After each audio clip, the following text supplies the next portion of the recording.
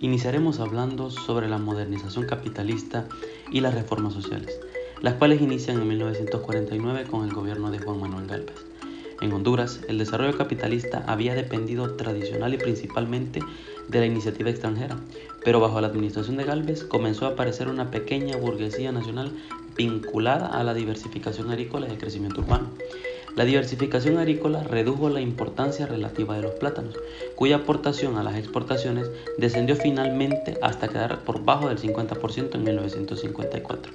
También estimularon el desarrollo industrial, aunque desde una base muy baja. Las reformas de Gálvez y el rápido crecimiento de la población urbana, el cual especialmente se dio en San Pedro Sula y en Tegucigalpa, donde en 1950 cerca del 20% de las 1,37 millones de hondureños vivían en estas ciudades. Bueno, yo les vengo a hablar sobre la modernización capitalista y reforma social que inició en 1949 a 1963. El que inició esto fue Juan Manuel Gálvez, que tuvo un periodo de presidente de 1949 a 1954. Él pues no parecía el más indicado para hacer esto, ya que venía de recesión de Tiburcio Carías Andino, y él formaba parte del partido de Tiburcio Carías Andino.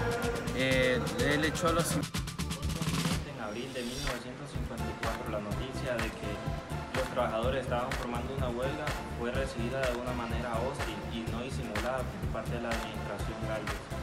Esta huelga estaba relacionada con la paga y con las formas de trabajo, y llegó en un momento realmente hostil para la región de América Central, con el ejército contrarrevolucionario de Carlos Castillo Armas reunido en Honduras y a punto de invadir Guatemala. Por otro lado, una facción ilegal del partido PDRH fundó un partido comunista también ilegal, y como era de esperarse, el gobierno culpó a los comunistas de haber formado la huelga. Gálvez detuvo y encarceló a los líderes del comité de huelga, y los trabajadores, debido a esto y debido a las inmensas presiones que sufrían de parte del gobierno, eligieron a nuevos líderes que eran mucho más moderados. En términos económicos fue una victoria pírrica para los trabajadores. Esto debido a que los modestos aumentos entre el 10 y el 15% fueron contrarrestados con masivos despidos, y la Standard Food Company redujo sus planillas a casi al 50%. La huelga de 1954 también coincidió con los preparativos para las elecciones presidenciales de octubre. El Partido Liberal había revivido bajo el liderazgo del educador Dr. José Ramón Villeda Morales, pero el Partido Nacional se había cindido cuando Tiburcio Carías Andino decidió concurrir en busca de la presidencia de nuevo. Una fracción escindida, el Movimiento Nacional Reformista, en sus siglas MNR, capitaneada por Abraham Williams, vicepresidente de Bajo Carías, significó que en los comicios participaron 3 partidos. Los liberales obtuvieron una pluralidad considerable, pero no una mayoría. Haciendo honor a la tradición, los vencidos se negaron a ocupar sus escaños en el Congreso. Fue imposible constituir un quórum, y Julio Lozano Díaz, que había sucedido a Gálvez en la presidencia, el 16 de noviembre, debido a su mala salud, se declaró jefe ejecutivo en funciones. Al principio, los 3 partidos políticos acogieron bien la intervención de Lozano, evitaba derramamientos de sangre y podía utilizarse para preparar el terreno con vistas a nuevas elecciones. Asimismo, Lozano mantuvo el programa reformista de los años anteriores y proporcionaba continuidad respecto a la administración Gálvez. Se consiguió el sufragio de las mujeres, y en febrero de 1955 se introdujo una Carta Fundamental de Garantías Laborales que abarcaba virtualmente todos los aspectos de las relaciones laborales, desde los salarios mínimos hasta los convenios colectivos. Sin embargo, Lozano pronto indicó claramente que no tenía intención de entregar el poder en unas elecciones libres.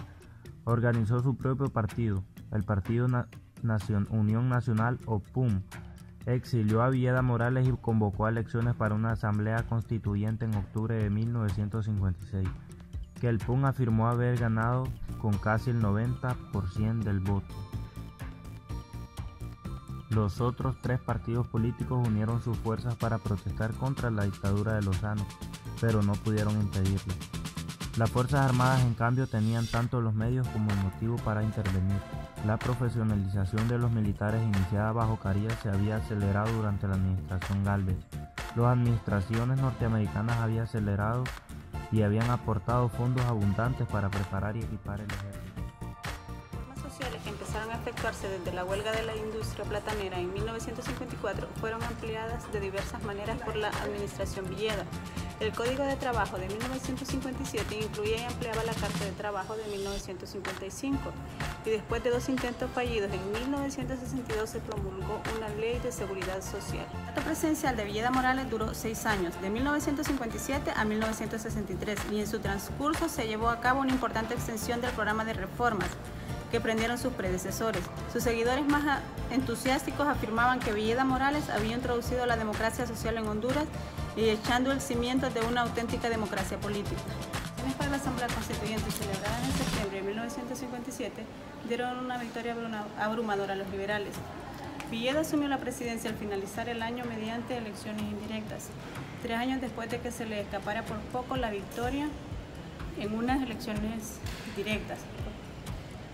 Llevó a cabo una importante extensión del programa de reformas que se emprendieron sus predecesores.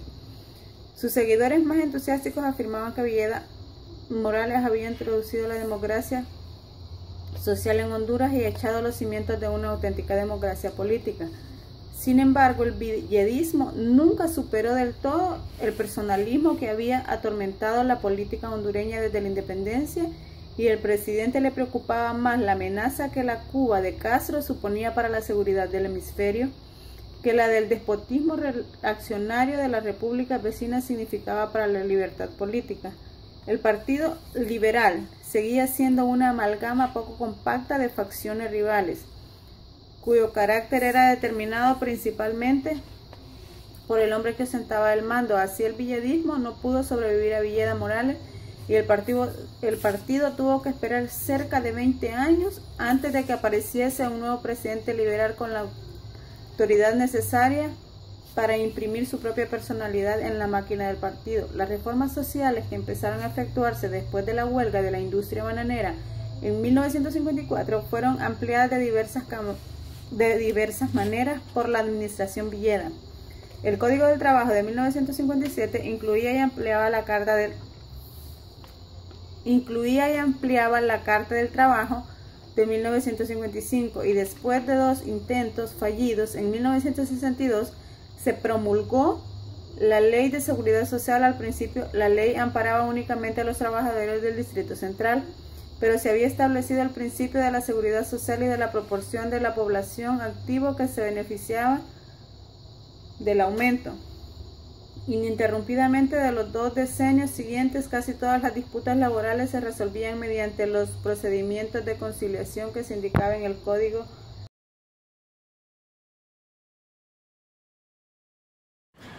Gobierno de los militares. Inicia en 1963 y termina en 1982, cuyo jefe era Oswaldo López Arellano. El gobierno de los militares no fue reconocido en sus inicios por el presidente de Estados Unidos, John Kennedy. Después del golpe de Estado de Villeda Morales, los militares toman posesión del poder político y confirman su papel como actores claves en la política de Honduras. La razón verdadera del golpe fue que los militares temían a que el ganador de las elecciones fuese Rodas, ya que él había prometido al Partido Liberal revisar la Constitución de 1957 y restaurar nuevamente el control civil de las Fuerzas Armadas. El anticomunismo del gobierno militar no era pura retórica destinada a reflejarse del apoyo de los Estados Unidos. Los comunistas habían ayudado a fundar la FENASH y habían penetrado en el sindicato de los trabajadores de la Standard Fruit.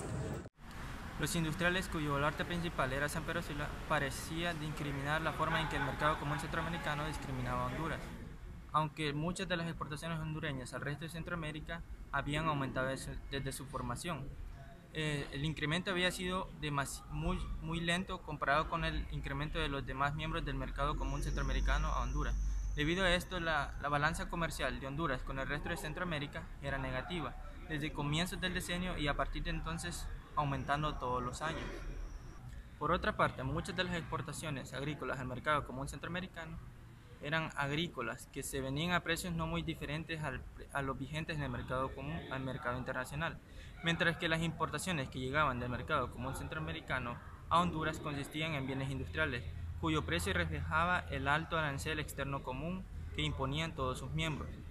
Honduras, según el argumento de los industriales, pagó una gran cantidad por por la pertenencia al mercado común centroamericano y era necesario cambiar las reglas del juego para proteger los intereses de los miembros más débiles.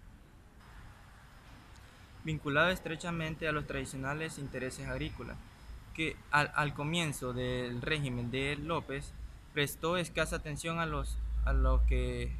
las quejas de los industriales, que ya afloraron a la superficie en 1965.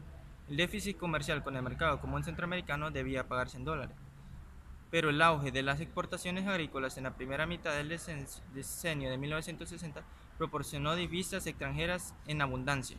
Sin embargo, esta situación no duró mucho tiempo, ya que las exportaciones de algodón redujeron considerablemente a causa de las bajas de los precios, y las exportaciones del banano aumentaron a su punto máximo en 1967. Ok, iniciaremos hablando sobre lo que son los gobiernos militares, los cuales inician en 1963. En este periodo, pues el presidente era Ramón Villeda Morales, quien culminaba en ese mismo año su gobernación. En ese año también se celebran las elecciones. Antes de las elecciones, pues se da un golpe de estado a Ramón Villeda Morales y pues el general Osvaldo López Arellano toma el mando del poder, un militar, un hombre de negocios también, era una persona pues bastante apegado a ciertos valores conservadores. Él toma el poder, se convierte en ese entonces en jefe de Estado de Honduras.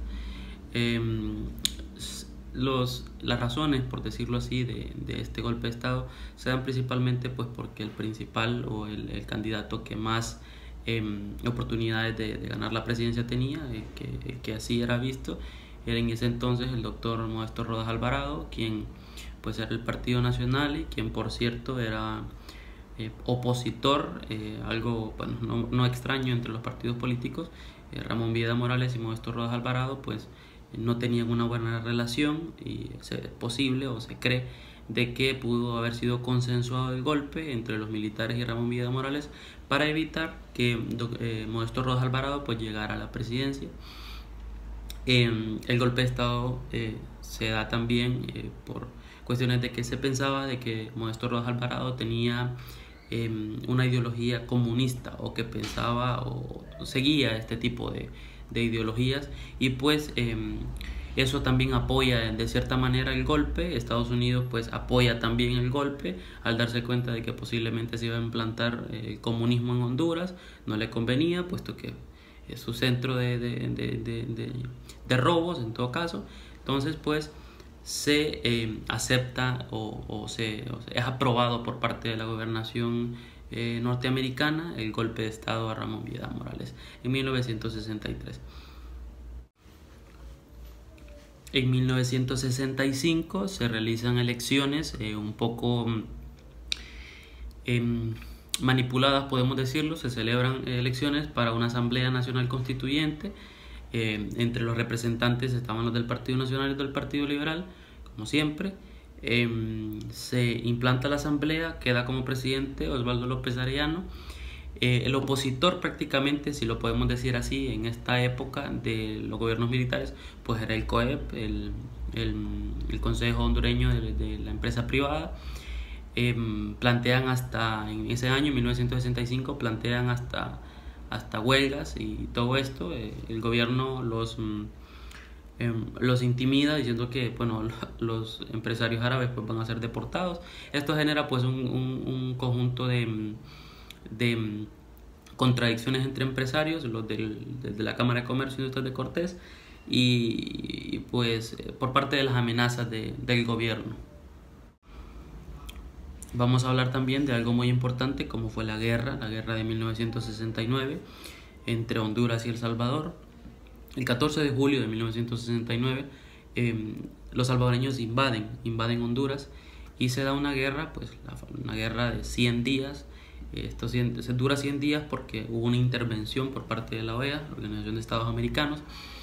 Los motivos por los cuales se da esta guerra pues son principalmente algunas reformas que se hicieron, reformas agrarias, donde el INA se estaba haciendo también, recordemos, una secularización del territorio, donde se estaba dividiendo el territorio, repartiendo las tierras que no eran producidas a los campesinos que sí las producían. Entonces en esta reforma se decía de que se le iba a dar tierra, o se le iban a concesionar tierras, se le iban a dar tierras a las personas que fueran hondureños de nacimiento. O sea, que si había un salvadoreño no se les iba a dar,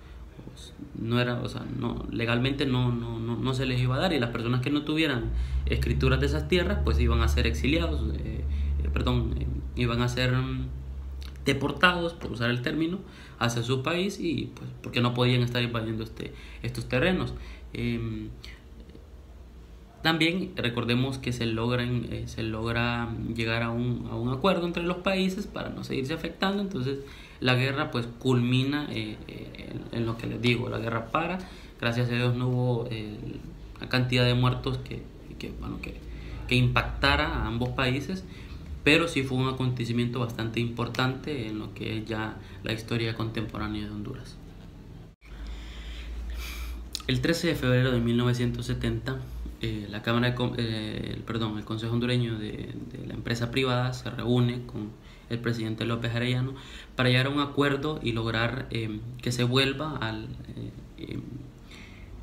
en 1971 que se den elecciones, y que en estas elecciones pues participen los partidos políticos. Pues esto con el ímpetu de que se vuelva a los gobiernos civiles y que se logre una estabilidad en el país. Pues el acuerdo se da por parte de los liberales y nacionalistas. Se logran hacer las elecciones en 1971. Habían dos candidatos, don Jorge Hueso Arias del Partido Liberal y Ramón Cruz del Partido Nacional. Lamentablemente gana el Partido Nacional en 1971, Ramón Ernesto Cruz gana la presidencia de la República. Recordemos que en este periodo había una inestabilidad política, la incompetencia administrativa era bastante marcada. Entonces en 1972 lo vuelve, es el segundo mandato del general Osvaldo López Arellano, se implanta en el poder nuevamente y vuelven los gobiernos militares. O sea, prácticamente tuvimos un año de un gobierno civil. Debido a la inestabilidad económica, a la falta de productos, más importaciones, menos exportaciones y mucho menos ganancias por exportaciones, dado que los impuestos de exportación hacia las compañías bananeras eran muy pocos, había un alto grado de analfabetismo, había desnutrición, había una alta tasa de mortalidad. Entonces el gobierno genera lo que es la reforma agraria. Un 30 de diciembre de 1974 pues se da la reforma agraria en Honduras. En 1975, especialmente un 21 de abril de 1975, el general López ordena la expropiación de 22.000 hectáreas de tierra al Standard Food Company, aplicando la reforma agraria que había generado en 1974. Y claramente vemos como el día siguiente que se da esta reforma, Juan Alberto Melgar Castro, quien era el jefe de las Fuerzas Armadas, da un golpe de Estado, un golpe de barracas, así se le llama este golpe de Estado. Era de un militar a otro militar, golpe de barracas. Y se le da golpe de Estado a Osvaldo López Arellano y se implanta en el poder Juan Alberto Melgar, quien era amigo de la burocracia, amigo del capitalista, del comerciante, del inversionista extranjero prácticamente. Durante el gobierno militar, el gobierno de Osvaldo López Arellano, se crean las siguientes obras. Las principales, o en las que más resaltan, están la creación del Centro Técnico Hondureño Alemán, se creó el Infop, se crea la CODEFOR, construcción de mercados, centros de salud, la finalización del hospital escuela, la fundación del Banco de los Trabajadores. También tenemos la fundación de la Escuela Nacional de Ciencias Forestales en Ciguatepeque. Se construyó la segunda etapa del proyecto hidrológico Yojoa Río Lindo y también se crea el Banasupro. Estas son algunas de las obras impulsadas o de los cambios realizados durante el gobierno de los militares. El 25 de junio de 1975 se da la matanza de los Orcones. En ese día pues se iba a dar una manifestación en contra de la repartición injusta de tierras. Se dirigían campesinos de todo Honduras, pero se dirigía un grupo de Olancho, 14 olanchanos, los cuales fueron detenidos. asesinados en la hacienda de Horcones. Por órdenes del gobierno, de nadie más, eran órdenes del gobierno. Fueron asesinados, torturados de manera brutal. Y para no dejar huella ni rastro, el gobierno, porque no podemos, las personas que se enviaron para detener a estos 14 campesinos eran del Departamento de Investigación Nacional, DIN, los lanzaron a un pozo después de asesinarlos y le colocaron dinamita al pozo, explosivos, para no dejar huella. Estos son los mártires de las luchas sociales que se han dado en Honduras en contra de estos gobiernos que han sido gobiernos corruptos, dictatoriales, incapaces por sobre todas las cosas. Pero de lo único que sí eran capaces era de matar a costa de sus beneficios propios, y lo podemos ver en este tipo de acontecimientos. La caída de Melgar Castro. Digamos que el último general era una persona ambiciosa al poder. Quería mantenerse en el poder a base de cualquier cosa. Quería seguir gobernando, él quería hacer pactos entre los liberales, los nacionales, se une con el PINU, se une con otros partidos para poderse implantar en el poder. Pero habían algunos sectores, tanto de la parte civil como de la parte militar, que ya estaban en contra de él. Se le envía pues una circular, se le envía un memorándum donde se le informa de que tiene que decidirse a qué intereses va a apoyarse, a los intereses de la junta militar, que era la administración por la falta de capacidad de la parte civil, o si iba a estar de ambas partes su bando. Entonces empezaron a dudar de su sinceridad. Al final, finalmente Melgar renunció a la jefatura de gobierno el 7 de agosto de 1978, en el que se consideró el final del ensayo reformista. Ya no habían reformas, o sea, se termina el gobierno de Melgar. Pero en 1978 se da pues la implantación del triunvirato militar, el triunvirato militar que es de 1978 a 1980. Está integrado por el general Policarpio Paz García, también por el de Domingo Antonio Álvarez, y el teniente coronel Almílcar Zelaya Rodríguez. Lo más notable de este gobierno, que es aquí donde se dan pues las reformas o donde se llega al consenso de volver a los gobiernos civiles. Entonces vemos que el 20 de julio de 1980 se convocan a elecciones para una Asamblea Nacional Constituyente.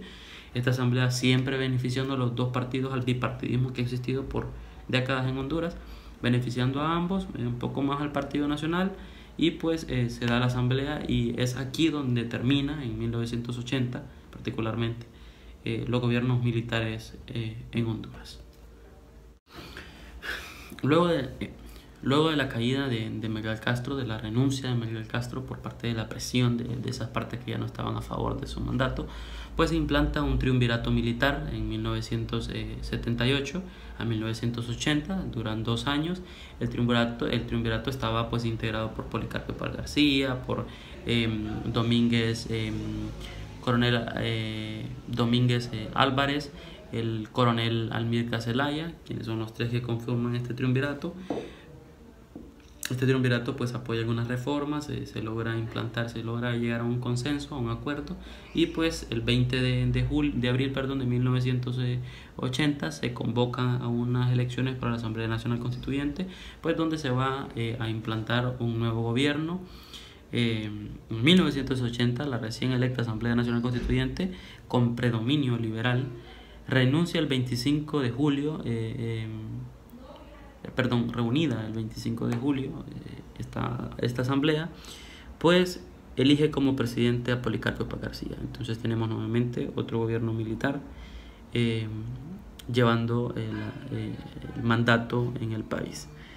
El general Policarpio Paz García, pues en su carácter de jefe de las Fuerzas Armadas, la presidencia de la República, hasta que de la conformidad en la Constitución que se emitiera de esta asamblea tome posesión el presidente electo por el voto directo del pueblo. Después del triunvirato se da la asamblea, y luego de la asamblea pues se implanta Policarpio Paz García, mientras se logra terminar la Constitución y se logra elegir un presidente electo, un presidente civil electo.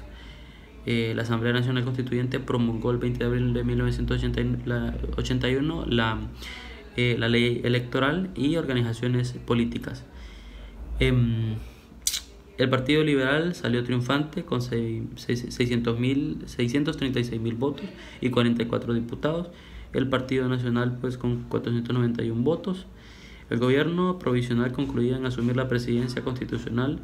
El liberal Roberto Suazo Córdoba gana las elecciones después de Policarpio P. García. Entonces tenemos que después del gobierno militar, después de Policarpio P. García, que es el último, pues llega pues Roberto Suazo Córdoba del Partido Liberal como candidato.